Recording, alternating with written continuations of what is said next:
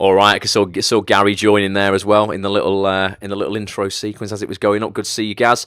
So good evening, people. Thank you so much for joining me once again. It's Monday evening as I go live right now. It's 9 p.m. It's not. It's 9:02 p.m. actually here in the UK. If you're viewing from the States, it's going to be afternoon for you. If Rich is in the house or Tony or anybody like that, some of the regulars from the old USA, if you're here, thank you very much for being here. And if you're listening on the audio experience, on the replay, or you're watching the replay on YouTube or over on the website that I run for actors called actonthis.tv, then thank you. Appreciate you being here.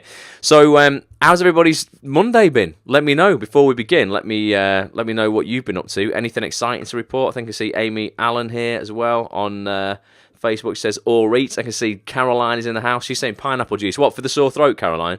I've got a tea here, a herbal tea. Look at that. Looks a bit weird, doesn't it? It's cranberry, raspberry, and manuka honey tea. It is something I've learned about manuka honey, guys. I don't know if you've ever heard of manuka honey, but it's made by bees who I think build their nests in either aloe vera or tea tree bushes. So it's got an antibacterial effect. What I've learned about manuka honey is real manuka honey costs a flipping fortune. I paid 52 quid for a Una's here as well for a tub of manuka honey. But also what I found out is there's loads of people trying to sell you manuka honey that's shit. That isn't manuka honey. Manuka honey is rated in terms of its antibacterial properties by something called UMF, unique manuka factor. And what you'll find is that goes from like 10 to 15 to 20, 25. The higher it is, the more antibacterial the honey is. However, be careful when you go into Holland and Barrett and other health food shops that will sell you manuka honey for 10 quid or 15 quid. And it says on the front of the label, active 10 plus or active 25. And you're like, shit, this is really strong stuff for like £5. What's going on? It's not. Active or unique active value or whatever bullshit they try and term it is fake nonsense. Only buy manuka honey that's actually from New Zealand. It's got a seal on it, so it's part of an official New Zealand manuka honey kind of club thing that they have to be approved by. And it's UMF that you were looking for. It doesn't say UMF, unique manuka factor. It ain't real. Like, it ain't strong. The active 10 is probably the equivalent of like 0.001 UMF. So it's bullshit. Only get the best. 52 quid I had to pay for a jar half the size of this cup. But it does last quite a long time. And it is very, very good. So sorry to go off on a little tangent there, probably bored a lot of people, but if you work in the media, you work in front of a camera or on a microphone, you need your voice, don't you? So it's well worth the investment, definitely. Caroline says, yes, and it's great for warding off bugs, and it's anti-inflammatory, antibacterial, very good for you. That's pineapple. Awesome. All right, Gina's here as well.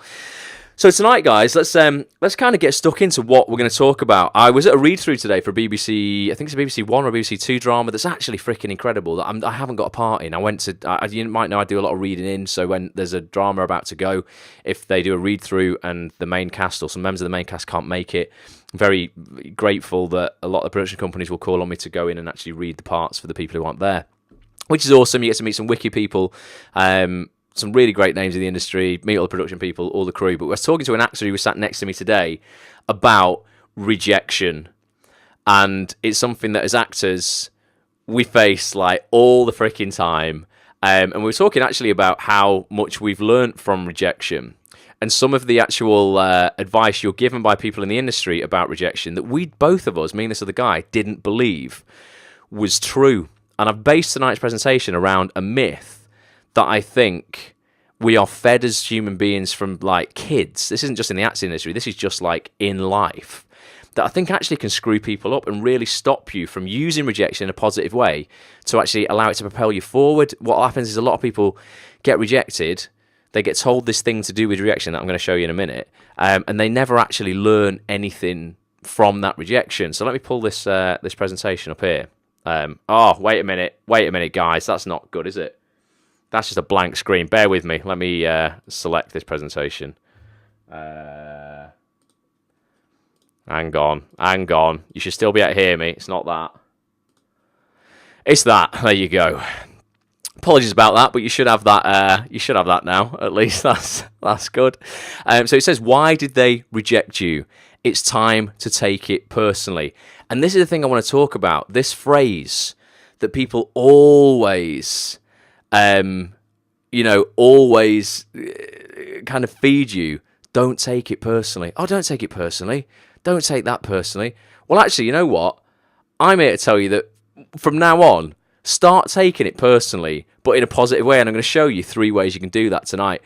So before we start this, massively appreciate you sharing it. If you're on Facebook, give it a little share in your timeline. If you're on Twitter, just retweet it for me. That'd be awesome. Or on Periscope. This applies to anyone alive, not just actors. As everything I do, none of this shit's mutually exclusive just for actors. So give it a share. If you watch it on Periscope, it shows you how to share on your screen right now. You just click those 3 dots, click share it away on your timeline. If you've done that, let me know. I want to thank you for that and give you a little shout out for that. So, why are we always told not to take rejection personally? Thank you for sharing, Dawn. Thank you for sharing, Wendy. Massively appreciate that. How many times in your life, and the acting industry, but in life in general, have you been told not to take rejection personally? Because I have been told it literally hundreds of times over the past 16 years, which makes it sound mental even saying 16 years, of working as a professional actor, right? And I'm here to tell you that I think, in my experience, right, my intuition tells me that's actually bullshit, this thing now. And I only realised this really after chatting to this guy today in depth about this. I'm going to show you why it's time to actually start taking rejection personally. And that isn't a negative thing. It's not negative at all.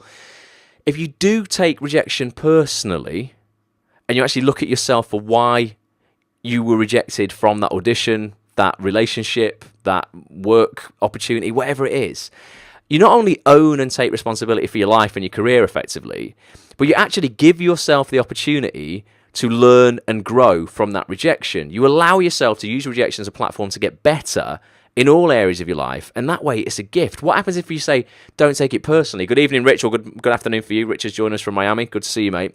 If you don't take it personally, you brush it off and go, I don't take rejection personally. What are you actually learning from it? Are you spending even 10 minutes, not even that, 2 minutes, thinking about why you might have been rejected? Or are you burying your head in the sand and going, it wasn't me. I take no responsibility for that. I take no accountability for being rejected. It wasn't my fault. I am perfect. Everything about me is perfect. Therefore, everyone should love me. It's their loss. Bollocks, to be blunt. There's a reason why you got rejected. Una said, do it, review it. Good, Una. So Una's full of these. Una's a coach as well, so she's full of all these little rhymes. But yeah, do it, then review it. If you do review it, why you were rejected, you can actually figure why. Generally, you can get a greater idea anyway of why you were rejected, and then you've got way more chance next time of not having the same thing happen again. Fanny says, who thinks they're perfect? Well, I don't know. I'm not perfect, Fanny. I'm about 99.9%. I'm only kidding. But no, of course, no one's perfect at all. But this whole don't take rejection personally, a lot of people who love you will tell you this, and it's fine because they love you, but they'll be like, oh, it's not you. You're amazing. And sometimes, it really can be you. And I'm going to give you an example in a minute how I lost a job because it was completely me. When I first started out, just left drama school, I'm going to talk about an audition that I had where a casting director fed back to my agent some feedback for me that would be really helpful in auditions moving forward because I know I lost a job off something that was just me, absolutely me. So I should take that personally, therefore I can do something about it. Okay. So the next time you face rejection, here's what we're going to do. I'd like you to ask yourself these 3 questions that I'm going to go through tonight. And these will enable you to figure out where the rejection came from. That's what we want to do. We want to know where the rejection came from. Bobby, good evening. And you can apply this to your acting career, to your personal relationships. You've just been on a few dates, you got rejected, it went wrong. You can totally apply this to that. That may or may not have been something that's happened in my life recently as well. Mary, good evening. So I promise you can apply this to absolutely everything. So these are 3 questions. Jamie, good evening as well, my man. Good to see you here. That I want you to ask yourself next time you get rejected from anything. So when your agent calls you and says you haven't got that part, or you just don't hear anything, or you break up with someone, or whatever it is, if you can figure out why you were being rejected, you can minimize the chances of that happening next time, basically. So question number 1. Here it is. First of all, the biggest question of all. Am I being rejected? As in me, personally, okay? Because this is this whole thing of don't take it personally. No, for a minute, let's try and take it personally, right? Success gurus love to tell you to never take rejection permanently. And whilst this, this is a good mindset to have. It's not like, it's not a terrible thing. Taking it personally by default and crying about it is equally not going to be very good for you. But sometimes it's just nice to acknowledge, it is personal. Sometimes it just is personally. I have personally seen great actors. I work on the opposite side of the camera sometimes, reading in for casting directors, and I honest to God, I've seen great actors, well-known actors as well, come into audition for big roles and be turned down by the producer and the director once they've left the room. Not because they weren't talented enough, because we knew they were, and we've seen them in other stuff that, you know, was really good and, you know, great performances, but because of who they are or how they acted when not acting. All right, so their acting was absolutely fine, you know, it was actually really good, but it was the person themselves that was where what was being rejected, effectively, not their performance as an actor, actually the person themselves. And sometimes that is gonna be you, and it might have already been you multiple times. It was definitely me once at the start of my career that I'm going to tell you about in a minute. So after an unsuccessful audition, I don't really like using the word unsuccessful, because as long as you're learning something from the audition, it's a successful audition. But after what is termed generally an unsuccessful audition where you don't get the role, just ask yourself, am I being rejected? First of all, is it me? Am I being rejected? Because impressions are everything, right? And perhaps the casting director doubted your capabilities based on the impression you made whilst in the room. So you may have actually been, you know what, a really, really... you know, you had a really, really great performance, but something that you said as yourself put them off, that made them doubt your commitment, your capabilities, your thoroughness, your timekeeping, whatever it is. And if you suspect this is the underlying reason for your rejection, because, you know, you said something that you shouldn't have said, or you tried to crack a joke that wasn't funny, or you gave some funny anecdote that went on for 10 minutes and everyone's looking at their watch thinking, oh, for Christ's sake, get on with it, then you need to think about, like, you know, ultimately how you have come off in the room and whether you could have been at fault personally, not your performance. Okay, did you seem confident when you walked in that room, or did you seem nervous? Who is still Nick? Good evening, mate. So you said I always ace the actual audition, but come across socially awkward, funny, and appear unstable. So this is something that you need to work on then, and this is great self-awareness. Because if you didn't have that self-awareness, then you won't be able to work on it. So this is good, but who still struggles with nerves here in auditions? Give me some hearts or some yeses or some comments. Like where you go, you know what, I know I've got the talent, but I struggle with nerves and I just come across as a wreck, or I overcompensate for myself and people don't actually see the real me. They see some kind of, I don't know, massive caricature of me because I'm so loud and I have to give it jazz hands and smile too much and I laugh nervously. And people don't really see the real me because I just can't control my nerves in this situation. Because this absolutely applies to you. You are being rejected personally, but it's actually like based on something that you're not. If you could get hold of your nerves, then this isn't going to be an issue for you. My life, says Fanny. Over energetic, says Scott. It's a real thing, man. And this is what I struggled with. I'm going to tell you in a minute. This is what I struggle with. You see it on the screen here.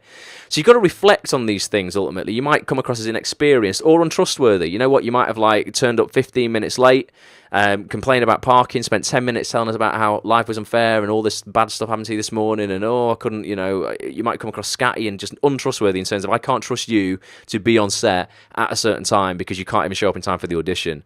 If you've got a genuine reason, it's fine, but, you know, if it's just you come across like you just shit at timekeeping, you're not going to get that gig. So reflect on these things that you're already aware of. Half of you here know of your flaws like that, and you know when you do this. And you can't just go through life going, I'm not going to accept it, or I'm not going to take responsibility for this, or I'm not going to take rejection personally, when it actually is personal. You're being rejected because of this thing. So it's a difficult conversation to have, but let's just be real about it for a minute. If you absolutely know deep down here you're being rejected because of who you're portraying yourself as, we've got to do something about it. So be honest with yourself. I know I lost a job early on in my career because I just didn't know when to shut up. I think I talked myself out of the job. I knew I could do the job. It was 2 lines. It was in a really big drama though. And the casting director actually was a friend of my agent's, phoned my agent up and said, listen, like, Ross just needs to calm down when he comes into the audition and like in the pre-audition chat. He just needs to chill out. And I was mortified hearing this back the first time. I was like, what? Because I didn't want to hear it. I was like, what? No. I'm like, it's just my personality, and I'm just charismatic, and I just wanted to talk. And it's actually, you know what? You just need to know, like, and again, be self-aware and not defensive, and take feedback as not criticism, and go, listen, I know I actually just need to chill out. And it all came from me for being nervous, because back then I was getting like 1 audition every 6 months. So when an audition comes up that's like in a big show, man, like so much pressure I was putting on myself. I think at one audition earlier I talked a bit too much too, says Bobby. I think it's something we all do, you know. I think anyone says they've never done that, they probably haven't had enough auditions, to be honest, because I'm sure we've all had that audition where something's come out of your mouth and you've gone, why did you just say that? That actually came out loud. I was thinking it. I definitely should have opened my mouth and said it. So that's question number one. Am I being rejected? So you can probably dissect your audition, and you don't do this for days and days and autopsy it. Once you get out, autopsy it for, I don't know, an hour at some point the following week, and then just forget it and focus on your next opportunity literally as soon as you can. It's no good dwelling on it. But if you always find yourself doing what you think is a good job of the actual read, but then never getting the role, this could be, it's only one of many things it could be, but it's you yourself and how you're passing yourself off could be the issue. And I've seen it many, many times where people come in very, very nervous and they just fall apart as themselves. Not in character, they're all right, but as themselves, they just fall apart. So that's question number one. To get to the bottom of where the rejection is coming from in your life is go, the question number one, am I actually being rejected? Let's have a look and see if we can take it personally. Forget all this, don't take it personal. Let's try and at least take it personal in the first instance. Number two, this is a little bit different. Is my idea or my performance being rejected? Which is a little different. So perhaps you yourself aren't being rejected, but your idea or your performance is. So once you've asked that question, am I being rejected? And you've gone, well, you know what? We got on really well. I definitely didn't overtalk. I didn't do anything stupid. I didn't crack any jokes that could offend anybody. I was prepared and I spoke well about the script and, I looked like I knew what I was doing. Then it probably isn't you that was being rejected at that time. It could well be your idea of that character, or if you're in business, your idea of a product or whatever it is, or your performance that's being rejected, okay? So what kind of feedback? For me, I always look at what kind of feedback I was getting in the room from the casting director or the director. And again, I've seen a lot of actors come a cropper of this, where they're given direction. They don't understand the direction they're given, but they don't want to look stupid, so they nod their heads and say, yes, I get it. And then what they do is they then go and give the exact same performance they gave a second ago for take two as they did for take one, because they didn't truly understand what was being asked of them. So I'm always like, right, did I get given direction? Did I understand that direction? And if I don't understand it, then I'm going to say, sorry, could you just be a bit more explicit? Sometimes in the voiceover world, I've said this before, God, I do a load of voiceovers, and sometimes voiceover directors are just like so dreadful at giving direction. They'll say to you something like, that was great, Ross, yeah, but if you could just give us a little bit more, a little bit. I'm like, what on earth does that mean? Like, literally, I don't know what that is. So, no, I can't give it you that. You need to tell me exactly what you want, and we need to try and come up with some adjectives to describe actually what you want. So, ask yourself, did I get the direction? Did I take it on board? And did I change my performance to suit? And a lot of directors will test you on this, and they will give you direction, not because your first performance was shit, just to see if you are on set with them, if you can take notes, okay? So that's very, very critical. Don't blag it and pretend you understand if you don't understand, all right? It's just doing yourself a massive disservice. It's the equivalent of people saying, oh, okay, so this scene, yeah, it's a bit like James and Sally in blah, blah, blah movie. That scene where they go for coffee and this happens, and you go, oh, yeah, because you don't want to seem unknowledgeable, but you've never heard of the movie. Who's done that? Bet you all have. I definitely have at some point in my career. And I've gone, oh, yeah, no, definitely, yeah, no, I understand that. And I'm like, who the hell is that? Why did I not just say, what? Sorry, I haven't seen that film, because I didn't want to look like I wasn't educated on films, or I wasn't cool and I hadn't seen all the new stuff. Just, you know what, be vulnerable. Put your arm and go, no idea what you're talking about. Can you explain it with something I might know, something a little bit better? So ultimately, it's about being self-aware enough to know when you are performing well. Who, like, genuine question this, because this is something actors struggle with. Who actually knows when they've done a good job of an audition? Or how many times are you coming out of an audition and going, shit, I don't know how that went. I literally can't remember what I just did. No idea how that went. Because you weren't either fully prepared, you might be fobbing yourself off that you were so in it that the time passed you by and you didn't know what you did. If you're good, you should know if you've put a good performance in or not. Sometimes you might not know exactly what the director's looking for, and you go, God, I don't know. They just asked me to do it 3 different ways, and I think I did it all those ways. But do you know, on a whole, if you've done a good job? I don't think I'm aware of how it's gone very often, says Fanny. Who else? Who else on Facebook? We've got Richard, Nick, Mary, Jamie, Caroline, Gina, Amy, Nina. Give me some comments on Facebook. Who knows when they've done a good job of an audition? And if you don't, get to an acting class every week. If you know what, most people can afford it. If you're saying you can't afford 20 quid a week because look at what you're spending money on, and cut out the shit and get to an acting class, because it's like auditioning every week. Muna says most of the time, so that's good. There are definitely some occasions where the stakes are higher, potentially. I've come out of an audition and gone, right, my gut feeling is that went well, but you know what? I'm not 100%. I can't tell what the result will be. I know when I know I've done a good job. That's awesome, Scott. That's the main thing, man, because you'll walk away from the audition happy. And I do that 9 times out of 10 where I'm like, you know what? If I don't get this gig, I'm just, I know I put a graft in there, I put a shift in there, or however you want to coin it. I know I went in and I did myself justice. And after that, it's in the lap of the gods. I don't feel I was rejected for for me personally. I don't feel I'm going to be rejected for my performance. I might be rejected for what I'm going to talk about in a minute, for the next thing, and that's something that sometimes we can't do everything about. It's going to be question number 3 in a second. So a lot of people say, Alison, good evening. Alison's here. I know better now, definitely, says Richard. He knows when he's done a good job or not. I often have a feeling of it has gone good. When I'm not sure, that's when I've messed up. It's sometimes, honestly, 9 times out of 10, I know when I've nailed it. I go, bang. So did an audition for Coronation Street a few weeks ago, and I came out of that and I was confident enough to, when I went for a coffee with a guy after that, I went, definitely got that job. 25 minutes later, I got a call me and say, got that job. That doesn't happen every time or that often, but I know when I've absolutely nailed it. I know when I've done a good job. For me, it's when it's in the middle ground. I'm like, God, I just don't know how that went. Kind of like, it was all right. I just don't, that's when it becomes a little bit ambiguous. Caroline says, I know when I've nailed it. I think when you know you've smashed it, that's a little bit easier, isn't it? I know when I've done everything I can, which I used to not acknowledge, says Mary. Yeah, and there is that as well. You go, I can only control to the end of my fingertips. When it's done, it's done. I absolutely gave it my all. Getting it or not is a little bit in the hands of the gods now. But if I don't get it, I'm at least going to ask myself these questions to try and fathom why I might not have got it, so I can do a better job next time. Caroline says she also knows when she's cocked up.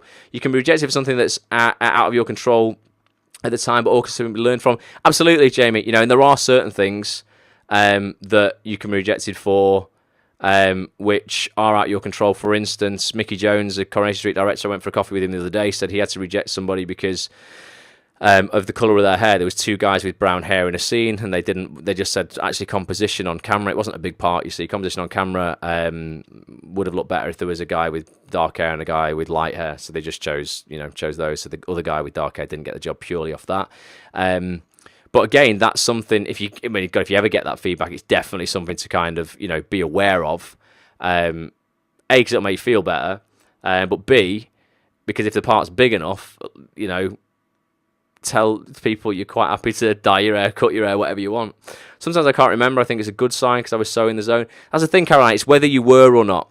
So if you genuinely were, because this is what I hear a lot of people saying. Oh, I was so in it. Yeah. If that's genuinely the case, or I think a lot of times some people are so much kind of in their heads that they don't know what's going on. They're thinking about their lines, or they're observing their performance, and they're not in the performance. They're more like they're panicking about stuff. And that's when they come out with no clarity as well. So I think it can be one or the other. I feel a lot more confident and positive since Bulletproof. No bull. I've had times when I thought I'd blown it and then got the job. Good on you, Rich. Bulletproofactor.com for anyone who's interested in totally nailing the mindset. So that's question number 2, basically. It's all about building self-awareness. If there's one thing that I wish I could buy or people bottled and I could just drink and have more of it, it's self-awareness. To know in audition exactly how I've done. Because that's, or just in life, how you've done. You know what? And one way you can get better at this, and it's not always possible in the arts industry, but it is in many other areas of life, is actively asking for feedback and saying to people, listen, I'm not going to take any of this as criticism. I just want to know what you thought of me. And ask your mates, just go, listen, what do you think my strengths are as a friend, as a human being? And what do you think my weaknesses are? And I'm not going to take it as criticism. I'm just taking it as feedback because I want to get better at everything. Am I a good friend? Am I this? Am I that? Is there anything I could be doing more, you think? And people might say, well, you know what? You don't take kind of criticism very well, or your timekeeping's a bit shit. You could be better at that. When you actively ask for the feedback, it doesn't hurt because it's almost like you want it. You're like, suck it to me. Come on. Give me everything you've got. Tell me what I'm bad at. And you can get better at it. And that's how you can develop more self-awareness. So that's question number 2. We're looking, remember, for where the rejection is coming from. So the first question was, is it me? Am I being rejected? Second question is my idea performance being rejected? The third thing is a really interesting one. And this is where sometimes this encapsulates a lot of things. And sometimes some of these things are out of your control. This is one thing I wanted to say before I go on to the next one, actually. It's what I see a lot of people do regarding performance in an audition. Did you get up and foolishly leave the room knowing you would have nailed the performance with one more take? Who's ever done that? They've been too afraid to ask for another go at it because they feel, who am I to take up any more time? I've already had 2 goes at it. Did you just effectively accept mediocrity for fear of rejection when ironically you're going to be rejected anyway on the basis of a poor performance? So what did you actually fear losing because you just lost anyway? Never, please, ever walk out of an audition without at least asking for another go. They might say no, but don't walk out having not asked if you think one more go would make a big difference and you could nail it. Because I've seen people that have met me after audition go, man, I just wish I'd have asked for one more go. Well, why didn't you ask for one more go? Don't know. I was scared. Didn't think. I'd already taken up 5 minutes. What?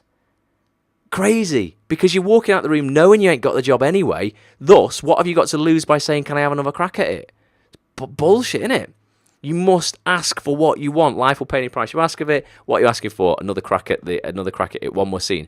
90 seconds of a casting director's time. I did that. There was an audition for Age Before Beauty, a BBC One drama, comes out in April. Got a role on that earlier this year. Went in. I did the audition twice very well. I was happy with the performance, but there was something niggling in the back of my head because I heard someone make a comment to say Debbie Horsfield, who's the writer, awesome woman, got a coming act on this.tv. She writes Poldark and Age Before Beauty and lots of other great dramas. I'd heard that she was a stickler for actors actually saying the words that she had written. And I think in one of the lines, I said the line, we'll be whizzing around Manchester. No, I said we'll be flying around Manchester, as in a car. And the line she'd written was, we'll be whizzing around Manchester.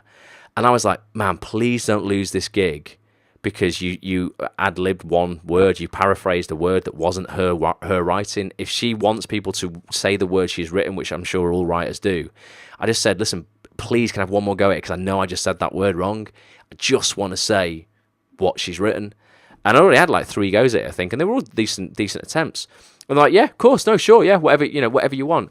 Did it, got the job. And I'm not saying it was because of that, definitely, but I hope that was a take that Debbie would have watched to go, yeah, okay, get this guy in. Had I walked out and not got the job, it might have been for a different reason I didn't get it, but I'd have always been thinking, shit, what if I'd just asked for one more go? So please never get up and leave the room without giving it one more go if you think you've got one more go in you. There you go. Ruben's here in the house. Ruben from the States as well. How we doing, mate? Or Ruben could be anyway. He travels around the world. He says, right, you must ask for what you want. You definitely must, man. 100%. So getting back to question number 3. This is a really interesting one. The third place rejection can come from, and this is just in my experience, my intuition. No one's written these rules. This is just the 3 places I see it most commonly. The question is my price being rejected? Now, when I say price, I mean a few different things about this. Literally, firstly, your price can refer to your actual price here, okay? So if a producer can't afford you, you lose. And Una says, don't ask, don't get. My motto for life, 100%. So if you're going to turn down an opportunity, though, to work on a great project, for instance, on like a short film that's with a great director, say Chris Stone was going to make a short film, and he was like, listen, I can't afford to pay you, but this is going to go to all these film festivals. Look at my cinematography, it's amazing. It's going to be a lot of fun. I'd really love for you to do it. And just out of some stubborn principle over payment, you turn that job down because you're like, nah, I'm low pay, no pay, all this kind of stuff that's going around. You could be making a massive mistake. So first of all, your price, why you may be rejected from a project, might literally be your price. Someone's like, well, you know what, I'd love them. I'm not rejecting them on a personal level for who they are. I'm definitely not rejecting them on their performance. They nailed it. I'm rejecting them on their price. I literally cannot afford it. The amount of times, guys, I have done voiceovers for people. So say, for instance, I've been doing a voiceover in a studio for an advert, and whilst I've been there, the engineer's gone, Ross, mate, whilst you're here, would you just voice this test advert for, I don't know, it could be a car or a sandwich. I've done a few for different things over the years, a car showroom thing. And they've gone, I can't pay you anything for this. It's just a test right now. We're pitching to the client. But you know what?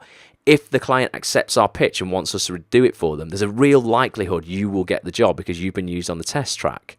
Would you do it? Now, I could be like, oh, I'm sorry, no, unless you give me a studio fee, I'm not going to do that. I've never done that. I've always gone, yeah, cool, throw the scripts over. If it takes 10, 15 minutes, not a problem. And I've literally ended up with thousands of pounds worth of work by doing shit for free. So don't get too caught up on this whole, there definitely is a point where people can take advantage of you. But actually, play the long game. Look at kind of, giving way more. It's all about 51-49. Basically, 51% give, 49% ask. If you can give more than you ask for, you will always win.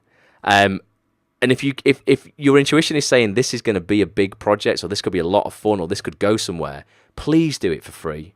Look at the relationship, says Una. Absolutely. I met an actress, something about a student film, and then future work, says Bobby. I couldn't read it all, Bobby, I'm afraid. But yeah, think about where people are going to be, please. I take a lot of meetings with people or go and have coffee with people. People from the community will email me that, it might sound harsh, but our ROI negative is in return on this investment. I'm going to go spend an hour with this person having coffee, and I'm not actually getting anything from this meeting. I'm just going to help somebody. So if you look at it really brutally, return on investment is negative in that. If you're going to look at life and not have meetings like that because of that return immediately is nil, again, you're going to lose. Look at 5 years down the line. Go, you know what? I've gone and had a coffee, gone out of my way with this guy. I had a meeting with a guy called Jack a couple of weeks ago. 21-year-old guy. Been through a bit of a bad time, but I think there's something special about him. Very, very good business mind on him. Very aspirational. He wants to go make waves in the world. I don't get anything out of meeting him for 2 hours. Bar going, you know what? I want to help you because it's the right thing to do, and doing the right thing is always the right thing. But where's Jack going to be in 10 years, Where I'm like,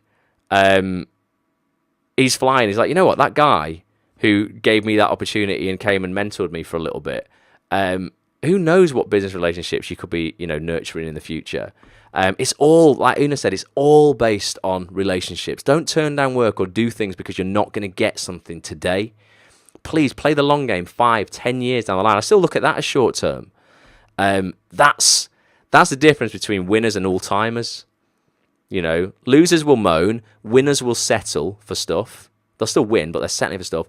All-timers, people who will go down in history as successful, they look at the long game. They don't play for short-term dollars, so don't do that. You'll do yourself a big injustice. So that's the first thing. Your price can literally be your price, okay? And Richard said, even though I'm willing, what's that, Richard? That's the problem, I reckon, that has stood in my way regarding me being over here. Oh, so Richard's in Miami. Yeah. So coming over to the UK, even though he's willing to pay his own expenses. I had this conversation with Rich. I'm like, I think it's actually putting casting directors off because they're thinking that either the production company would have to pay something, or they're thinking you're too big time because you're working in LA and Hollywood. And actually, ironically, casting directors over here are slightly intimidated by that, which is a slightly paradoxical thing. Rich didn't take it like that. But I think, costs in that sense, Rich, they might be like, I can't afford this guy. He's great. We just can't afford him. That's down to you to let them know that actually, you know what, you offer A, massive value, and B, you're willing to foot the bill yourself. And Ruben says, play the long game. I wouldn't be where I am had I not thought of the long game. It's what it's all about, Ruben, definitely. So moving on with price, right? On the other hand, if you know your pricing is fair and worth it, it shouldn't haunt you at night. Don't worry about the price, okay? But your price can also refer to other baggage. Ultimately, it's the baggage that comes with you and other stipulations that come with employing you. And perhaps giving you the job would require hotel accommodation or travel, etc. Or they might think that, Rich, is that you to tell them it wouldn't because you'll foot the bill for that. Perhaps giving you the job, would require extra stuff, and they think, right, okay, with him, the price goes up. And it might be like literally the cash price or the hassle price. Oh, you know what? He comes from such a place. We're gonna have to book him train tickets, or we're gonna have to go and pick him up from here, and all this kind of stuff. That's built into your price. Why you may be rejected. And I even know actors who have lost jobs because a producer didn't want to deal with their agent. This is no bullshit. Okay, there was an agent who had, not gonna say, just had a really bad reputation for being difficult to negotiate with. Would always put stupid stipulations in an actor's what's called a casting advice note. When you get a job, you're issued a casting advice note in telly, and that's everything from like most stipulations on a casting advice note will be exclusive travel to and from set, your own trailer, food, 25 quid a day per diems or whatever. It's quite basic stuff. This agent was like, she would put stupid things on casting advice notes. Things like, my client needs a sofa in her trailer that she can lie down on top to tail without her head or her feet touching either end. And I was just like, the casting director is like, you know what, this actor's good, but I just can't be arsed dealing with her agent because the price is just too much. And that's something to always be aware of, okay? Always, be aware of how your agent is in negotiations. One thing that I absolutely rate my agent Jane on is she's like, it's a bit of a ball breaker when it comes to negotiations, but she knows when to stop and when she's got enough out of them. I don't want to be afraid that my agent could turn people away or off because they're asking for too much all the time.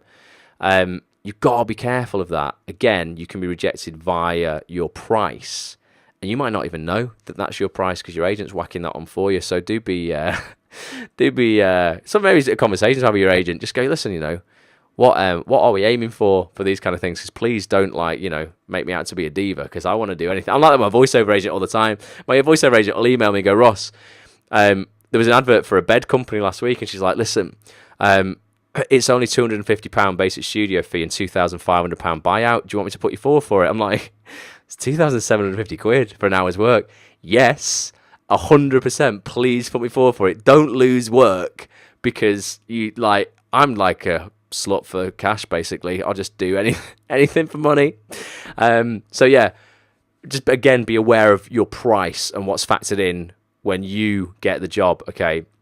Many things contribute to your price, and ultimately it's down to you to make sure that you offer insane value for your services. Like I said, $51.49. People are getting more than they are having to pay when they employ you. You may be perfect for a role. Your performance might have been great, but if your price is too high, you're just not getting the job. And this also applies to so many areas of your personal life too. In a relationship, you might be like this person's ideal man or woman. You might look incredible to them. Like, oh my God, she's got perfect looks. Everything about her, ambition, all this kind of stuff that I really love. And we have such a great time. Her humor is amazing. But rolling with her price is his price is either some kind of psychotic thing that they just a personality trait, or even like members of their family or something. Like, oh my God, you know what? She's amazing, but I can't stand her brother, or I can't stand her mum. Ultimately, that's the price that's built in. So just be aware of your stipulations, your baggage, your price in every area of your life. And if you're being rejected in any of those areas, just ask yourself those questions. Let's recap on these questions because price is definitely a big one. So I've got on a slide there for those in the audio experience. It says, let's start taking rejection personally until proven otherwise. Don't bury your head in the sand and go, oh, not going to take rejection personally. No, let's start actually taking it personally. So to recap, these are the 3 questions. Number 1, if you're being rejected, am I actually being rejected? Is it me? Could it be me? How did I come across in that exchange, in that scenario, in that audition? Is it me? Did I say something? Am I always putting my foot in it? Am I always overcompensating for nerves and laughing and joking and wearing that Joker mask when I just don't need to have that Joker mask on? We're talking about that in the book club on Wednesday nights at the moment. The masks that people wear to get themselves through life, and actually just how much better it is when you just take the mask off and be vulnerable for a minute. Secondly, is my idea or my performance, if you're an actor, being rejected? And ultimately, again, that comes out of self-awareness. You know when you've done a good performance. You know when you haven't performed well. You're only going to develop that skill by auditioning regularly if you're an actor, or joining an acting class where you audition every week almost in a safe environment, because you just know. I would come away from acting classes just going, you know what, something wasn't right tonight. Like, I wasn't there, my performances weren't up to par. And you can kind of reverse engineer it and try and figure out why that was, so it doesn't happen in the real world when there's actually a job on the line. Third thing is my price being rejected? So when you ask yourself all three of these questions, you should be able to figure out roughly in what area the rejection was coming from. And you'll probably have to pinpoint it into one of those areas more than the other two. We've all had situations like that. I definitely have, like, really, really have. Recently in all areas of my life as well, where I'm like, idiots. I know exactly what went wrong. Why did you just do that? Tony Ross is here from Chicago. How you doing, mate? Good to see you. Ruben says, don't be afraid to fire your agent. Tough lesson to learn. I had to fire an agent once. Well, I wasn't firing an agent. I guess, I didn't employ them. They didn't employ me. We worked together. It's my idea to break up. I did it in like a shifty way as well. I did it via letter. Old-fashioned. I was only about 19. I was too afraid to do it face-to-face. I've grown a lot since then. I'll be all right now. But yeah, it wasn't a good time. It definitely was my first breakup. They say the first cut's the deepest. It definitely wasn't. I wasn't bothered. I was like, oh, thank God for that. What a load of rubbish that was. I'd be gutted if I had to break up with my agent Jade now. But you know what? Reality says at one point maybe that's going to happen. She's going to retire, or I'm going to move on, or something's going to happen. Part and parcel of life, that, guys. Don't worry about it. Want to end on this. It's a great quote by a guy called Henry Rollins, who actually I didn't have time to research who he was before this broadcast. So if someone wants to Wikipedia him now, that would be great. But he's had a great quote on rejection. So look, we all learn lessons in life. Some stick, some don't. I have always learned more from rejection and failure than from acceptance and success. And that's the whole point of tonight's broadcast, really. It's about going, let's take rejection personally. Let's look at why we were rejected. Let's get more self-aware. Let's look at the price we are putting on ourselves, when we're offering ourselves out in every area of our life. Is it too high? Is there too much going with it? Do I need to do a special offer, or reduce my price in certain situations? But ultimately, it's always about learning from every rejection. And if you can learn from every rejection, there's no failure, is there? It's always one of the Bulletproof Actor mantras that I make people sign. I've got it up here. This is what I make people sign every time. I only do this program twice a year.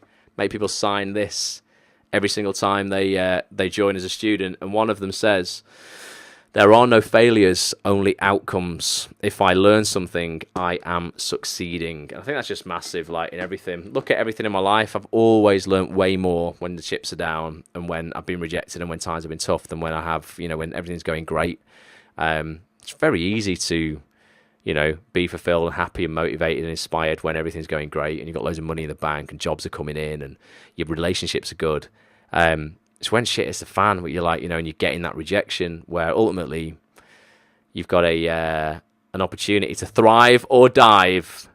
And asking yourself these three questions we looked at tonight should hopefully give you that opportunity to grow and thrive. You will learn more from rejection and failure than you will from acceptance and success. So that's it, guys. That's tonight's little something to think about. I'm going to be back on Wednesday night for the book club. Where's Lewis? Lewis's book, The Mask of Masculinity. We've looked at 2 chapters of this so far. This is all about the masks we wear as people when we're not acting. Because as human beings, I guarantee you, let me bring myself back on camera here. We all wear masks, like all the time. I know we looked at the Joker mask last week. I know I'm so culpable of wearing the Joker mask to get myself out of awkward situations or to protect myself from vulnerability. And I'm trying to be more vulnerable in my life, particularly in my personal life, because I think what's happened to me, if I'm like totally vulnerable now, is a lot of people will kind of come to the Acts on This meetups that I do, and we'll talk about the industry there, and they'll see, my professional life, I've got it all nailed. Like, honestly, in terms of my professional life and my job and everything like that, very happy with the direction it's going. I can objectively look at that and break it all down, and look at solutions to problems very objectively. In my personal life, it's much harder to do. I think people see me as having it all figured out, and there's a part of me that's like, oh, people can't see me vulnerable, or people can't see me screwing stuff up.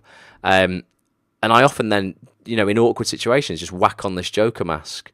And just make light of everything, as opposed to sitting with the awkwardness or sitting with the vulnerability and actually, opening my heart up a little bit more. So for me personally, yeah, I'm definitely trying to do that. And this book is awesome. It talks about 9 masks that people wear to get through life. Ultimately, it's all kinds of things. They're the material mask. These days, God, we've got like so much pressure to conform to certain social norms, as in what a man is and what a woman is, and a woman should look like this, and a man should look like this, and a man should be like this, and he should have this and have that, and women should look like this, and they should be like this, and have this and have that. And it just puts particularly with social media, puts a load of pressure on people to put these masks on every single day of their life. And this is why this whole rejection thing, like, this whole don't take it personally, what a lot of people do, they go, right, I'm going to ignore the rejection, I'm going to put on this invincible mask, which is one of the masks that people wear, or the know-it-all mask, is another one people wear, and then they're just going to shrug it off and go, oh yeah, it doesn't matter, wasn't bothered about that, as opposed to actually acknowledging the rejection and then asking those 3 questions. Am I being rejected? Is my idea or my performance being rejected? Or is my price being rejected? And then you learn from that, as opposed to whacking a mask on and pretending everything's all right and actually being unhappy underneath it. So we're looking at that on Wednesday night. I think it's a great book. It actually only comes out tomorrow. This is a pre-release copy. I know Lewis, he gave us a copy of this early. The Mask of Masculinity. Don't be afraid and put off if you're a woman. You will understand men better if you tune into this on Wednesday night. And I'm sure these masks, some of them are unisex. I'm sure there's some exclusive masks that you ladies who are watching wear that us guys might be unaware of. I'm sure, women these days have a lot of social norm pressures on them to adhere to certain standards. And some of those are, very often impossible standards to adhere to. You've got to look a certain way or be a certain size or have your hair a certain way and your makeup like this or that. So you can maybe shed some light on what those masks are, and we can all help each other understand each other a little bit better. And Lewis, Ruben says, Lewis House is the best. Great guy, isn't he? Really, really good guy. Tony says, it's so true. Hate it when shit is a fan, but that's when we grow the most. Absolutely does, Tony. And Ruben says, great way to end my evening in Madrid and Europe. Back to America tomorrow morning. Man, Ruben's just like everywhere, isn't he? He's flying around the world. Saving the world, Ruben. I want to say thanks before I go to everybody who has been watching my weekly vlog. Episode 6 came out this morning. Guys, go and watch it purely for the ending. If you don't even want to watch all 20 minutes of it, just watch the last 3 minutes of it with Petch, the cameraman, what I make him do, what me and Sean make him do. I think it's the funniest. Cameron's here as well. Good evening. I think it's the funniest ending to any episode we've done yet. We're going to have to start challenging Petch, the cameraman, to do crazy things on each vlog. It's ridiculous. I'm going to play you a 60-second little taster of what's in store in this vlog. If you want to watch all of it, go to facebook.com/watchross, or just search for the hashtag watchross on YouTube. I'm going to be choosing a subscriber on YouTube at random at the end of this year, and if you're an actor, I'm going to be paying your Spotlight subscription in the UK, which is 150 quid. Or if you're not an actor or you're an actor in America, I'm just going to give you the equivalent of 150 quid, either a gift or some kind of thing that will be useful to you at the end of this year if I draw you at random. To be in with the chance for that, you've just got to go to YouTube, search for the hashtag you see on your screen there, Watch Ross, subscribe, and then just leave a comment on the videos. I'm going to be drawing it from the comments, so if you leave a comment on each episode, you've got more chance of winning. Leave multiple comments if you want, just don't take the mick and just leave a word on every line or something like that. That is cheating. We won't accept that. But check this out, it's a 60-second blast of episode 6. As soon as it's all gone down, I'm going to play the Irish jig. Check this out. BAFTA-nominated actress Ruth Madeley, thanks for calling. How are you? I think so many people go through life just not asking for enough. Now I'm going to pop into the Rover's Return to meet Mickey Jones, the Corrie director.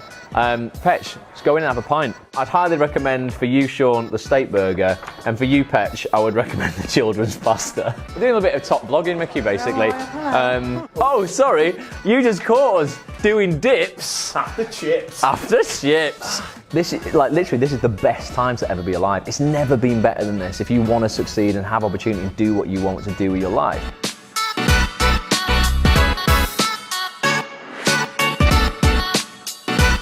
Cheers, Petch. Petch.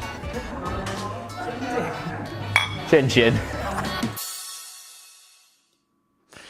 There you go. It's a little 60-second little preview for you. But yeah, please just go and watch it so you can see what Petch does at the end. It's literally incredible. Love the guy. Absolutely off his head. But he's awesome. I watched episode 6 today already. So funny, says Ruben. Thank you, Ruben. Petch dancing was hilarious. Jamie might have slightly given away what Petch does there, but it's awesome. Great show, Ross. Many thanks, says Richard. Rich, I've got your email as well, mate. Not a chance to read it yet, but I will definitely check that out. And Ruben says vlog was ace this week. Tony says you made fun of my favourite font in episode 1. I'm not pleased with this vlog. Yeah, I said people in marketing don't use Comic Sans, the font, because it's something you use in the UK, Tony, when you're 10 years old and you're doing a newsletter at school. We were talking about marketing. If you use Comic Sans as an actor in your CV or something, I would suggest probably use something a bit more grown up. But you know what? If it works for you, Tony, the American market's different, mate. It might work over there. But yeah, apologies for upsetting you. So yeah, appreciate you all. Thank you so much for being here. If I can do anything for you, please tweet me. That includes everyone on the audio experience listening on the replay as well. Send me an email anytime you want, ross@actonthis.tv. It often takes me a week to 10 days to get back to people just because of the volume of stuff that I get, but I always try and reply, very often on a Monday morning. So if you've not heard from me yet, you sent an email last week. Hopefully I'll get around to it this week, but I will always reply. Please do not think I'm ignoring you. And that's it. Any more? Any questions before I go? Or are we all inspired to go and face rejection in a positive way now and learn from it, do better, be better, and achieve more? Thank you, Ross. Always great stuff, says Mary. Thank you, Mary. Thanks for being here. Massively appreciate you being here. Thank you, everyone on Twitter and everyone on Periscope.